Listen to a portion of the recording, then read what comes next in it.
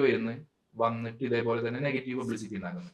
ഇപ്പൊ മലപ്പുറത്ത് വന്നിട്ടുണ്ടായിരുന്ന ഒരു വിഷയം അന്നൊരു സോങ് പാട്ട് പാടിയിട്ട് ഫേമസ് ആയിരുന്നു. വലിയ വിവാദമായി. അപ്പൊ ആ സമയത്ത് ഇതിനെ കമ്പയർ ചെയ്തിരുന്നത് നമ്മുടെ LJP-യുടെ സിനിമ ഇറങ്ങിയിട്ടുണ്ടായിരുന്നില്ലേ, ലാൽ ചുരുളി സിനിമയായിട്ട് ബന്ധപ്പെട്ടിട്ട് ലിജു ജോസിന്റെ സിനിമ. അപ്പൊ അതിൽ ഫുൾ തെറിയല്ലേ. അപ്പൊ ഇതിങ്ങനെ ഒരു എല്ലാവർക്കും സംഭവിക്കുന്ന ഒരു ചെറിയ അതിനെ പറ്റി പാട്ട് പാടിയതിൽ എന്താ പ്രശ്നം?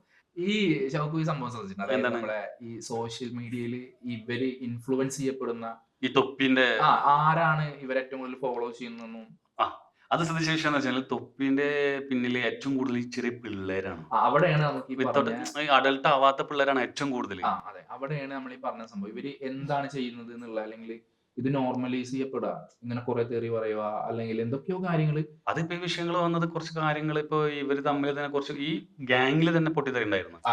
ആ പൊട്ടിത്തെറിന്റെ സമയത്താണ് അവര് തൊപ്പിന്റെ പല രഹസ്യങ്ങളും പുറത്തു വിടുന്നത്. അതായത് നമ്മൾ ഇതിൽ മനസ്സിലാക്കേണ്ട ഒരു കാര്യം എന്താ എനിക്ക് മനസ്സിലായത്, ഈ സോഷ്യൽ മീഡിയയിൽ ഇൻഫ്ലുവൻസേഴ്സ് ആയിട്ട് നിൽക്കുന്ന എല്ലാവരെയും നമ്മൾ അടച്ചാക്ഷേപിക്കില്ല, അല്ലെങ്കിൽ ലൈം ലൈറ്റിൽ നിൽക്കുന്ന പല ആളുകളുടെ ലൈഫ് അതല്ല.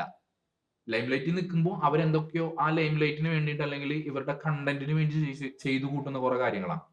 അതിന്റെ അപ്പുറം ഇവരുടെ ഒക്കെ പേഴ്സണൽ ലൈഫിലേക്ക് കടന്നു ചെന്ന് കഴിഞ്ഞിട്ടുണ്ടെങ്കിൽ വളരെ എന്താ പറയാ, നമ്മൾ ആരും മോശക്കാരാക്കുന്നതല്ല. പക്ഷെ അവരിട്ട വീഡിയോ ആണെങ്കിലും, ഇപ്പൊ തൊപ്പിയുടെ ഒരു ലൈഫ് സ്റ്റൈൽ, അല്ലെങ്കിൽ നമ്മൾ സ്റ്റാർട്ടിങ് തൊട്ടിട്ട് ഇപ്പൊ ഈ അവസാനം ഇപ്പൊ എത്തി നിൽക്കുന്ന സമയം വരെ എത്ര മോശം സംഭവങ്ങൾ ഇയാളെ ഇതില് ഈ ഒരു സോഷ്യൽ മീഡിയ ലൈഫിനിടയ്ക്ക് ഉണ്ടായിട്ടുണ്ടെന്നൊന്നും ആലോചിച്ചോട്ട് എണ്ണി പറയാൻ പറ്റും നമുക്ക് കുറെ